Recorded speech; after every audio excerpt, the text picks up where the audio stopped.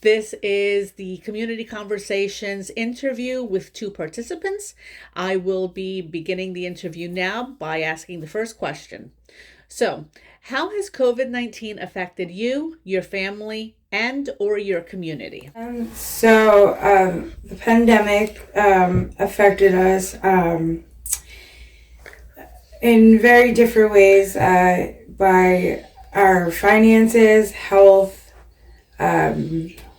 jobs, relationships. Actually, it affected a lot. But I would say mostly, it changed our lifestyles for the most part. So everything is different now than it was before. Mm-hmm. Okay. No, go ahead. I mean, it changed. It changed dramatically. Everything was okay the first day, and then once it hit, it was like the movies, The Walking Dead. Thank God it wasn't like that. But the streets were quiet. Right, the streets, everything was shut down. Didn't know what it was. Only thing everybody knew, it came from China. That's all they knew. Mm-hmm. First, one person had it, and then people just started dying. It was a scary time. Have you been vaccinated for COVID-19 or do you have plans to be vaccinated? I was vaccinated. I'm fully vaccinated now. I wasn't in the beginning. When I first got the vaccine, I was given the Johnson & Johnson, and it gave me my period for 7 weeks.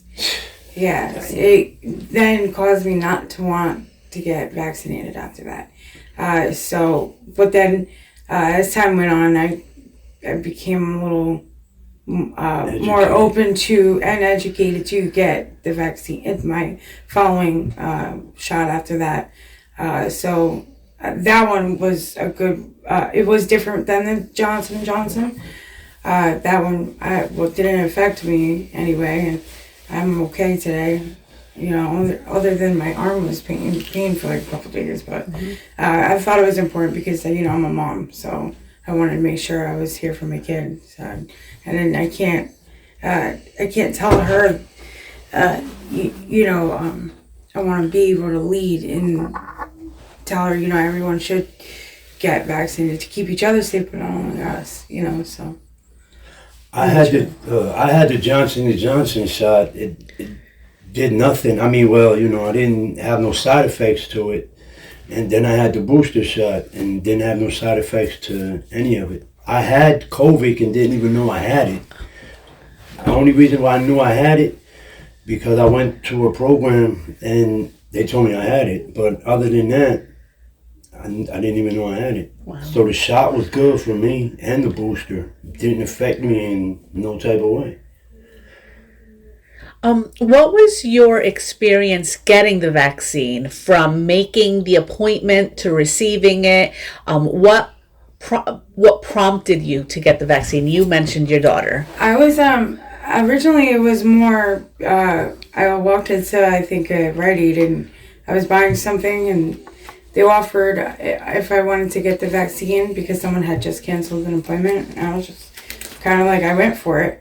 And then I down the line, I've noticed that I didn't stop getting my period, and then it just kept coming and coming and coming.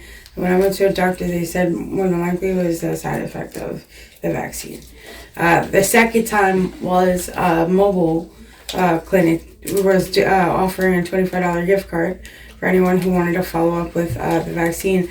At the time, we were really big on studying it and wanted to just be safer for our kid because, we were traveling around and stuff.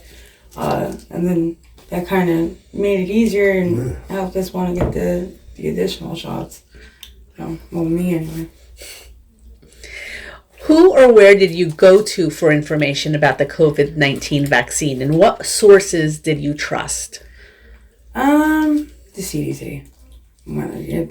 It gave a lot of information on the websites, and I think they're the ones who kept broadcasting everywhere about, how to get more information, things like that, right? Exactly. I feel the same. That was it. That was it for me. Mm-hmm. And then online, you found out the good and bad that comes with it. But in my opinion, it was more good than bad. In my opinion. Yeah, there was so much negative and positive things to it.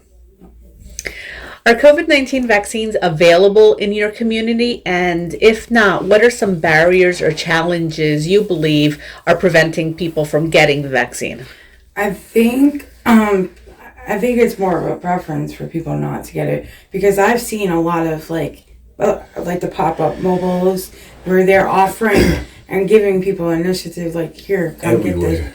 Oh, everywhere. Yeah. They're everywhere. The availability. They're everywhere. It's just people preferences, because a lot of people go online and they believe everything that they see. People dying from it from the mouth. I mean, some people have died from it, because the whole thing is they just said, take this. They didn't really do too much research into it. And some people I think we die. all kind of believe what we hear. Right, once you see it, what you see. Basically, I know a lot of people that till this day still won't get it because of what's on the computer. Okay. How do you think state or local organizations could contribute so more people do have confidence in and access to the vaccine? I think they've honestly done a great job. I mean, in the beginning it was very limited as to the supply and all that, but as time went on, they make it more available. I mean, you can't get better than a mobile pop-up truck saying, here, come get the vaccine. Every community. As opposed to a doctor's appointment, or they're making it I think they're doing a good job, honestly. Yeah, when it I first support came, it. I think everyone should be vaccinated. Right, when it first came, you had to go to the doctor.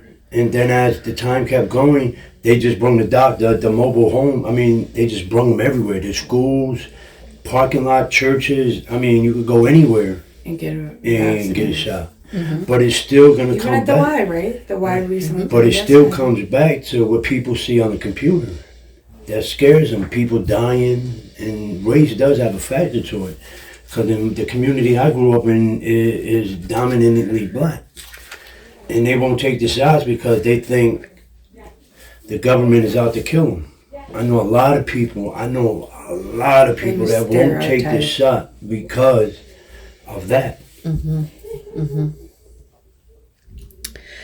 Have you had the opportunity to talk to a healthcare provider about the COVID-19 vaccine? And what did the conversation look like? Who said what? I did get a chance.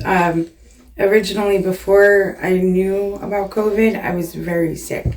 And I had flu-like symptoms.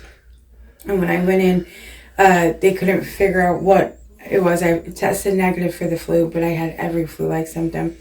I was given a Z-Pack. I was given all these medicines and inhalers to every time someone smoked a cigarette, my lung was collapsing. And I was a smoker myself. But when I talked to them, I tried to follow up with it a couple weeks later. And they advised that I call the CDC because they wanted me to test my antibodies to see if I did have it when I tested negative for the flu.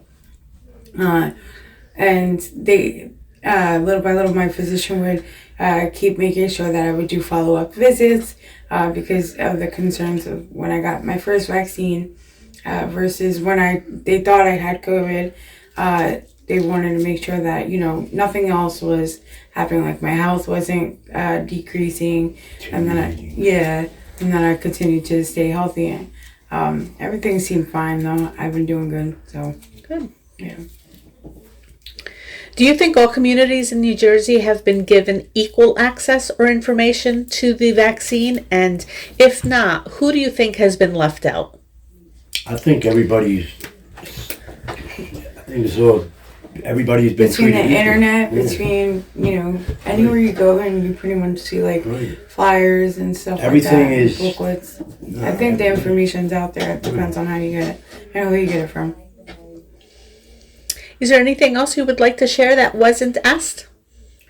I mean, I kind of would love to know, and if it happens in the future, what are they going to do about younger kids that can't get the vaccine and things like that, and how are we going to prevent them from getting sick, and supposedly they were the carriers. So we don't really know anything else right now. But I mean, I would love that. That's the only thing I'm left on the hook about. Is, we have a younger daughter. She's under 4 and she can't get the vaccine. She just turned 4. Yeah. Back then she was 3. So yeah, and we just had her and she was young, and it was scary because she was born with a autoimmune system, so she's very susceptible. Yeah, she had a lot of viral infections, with her immune system. So we were terrified. Other than that, we're kind of left not knowing what else is going to happen to kids that are too young for the vaccine, and what do we do now?